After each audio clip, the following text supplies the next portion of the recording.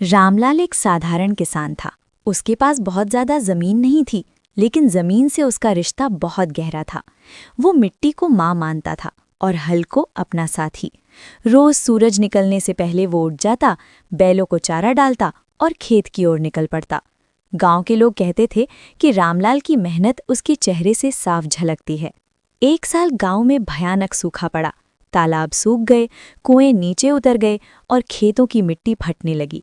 बड़ी किसान तो किसी तरह बैंक से कर्ज ले पाए, लेकिन रामलाल के पास ना कोई जमानत थी न पहचान। घर में बूढ़ी माँ, पत्नी और 2 छोटे बच्चे थे। कई रातें ऐसी रहीं जब परिवार आधा पेट सोया। पत्नी कई बार चिंता में पूछती, अब आगे क्या होगा? रामलाल बस मुस्कुराकर कहता, जब तक हाथ चल रहे हैं उम्मीद जिंदा है। सूखे के बावजूद उसने हार नहीं मानी। उसने पुरानी किताबों और बुजुर्गों की सलाह से कम पानी वाली फसल बोई, खेत में खुद नाली बनाई, बारिश की एक एक बूंद को बचाने की कोशिश की।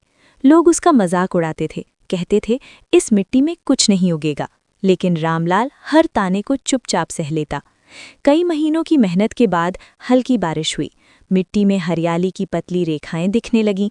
जब पहली फसल निकली, रामलाल की आंखें भर आईं। वो खेत की मेड़ पर बैठकर मिट्टी को हाथ से छूता रहा, जैसे किसी अपने को छू रहा हो।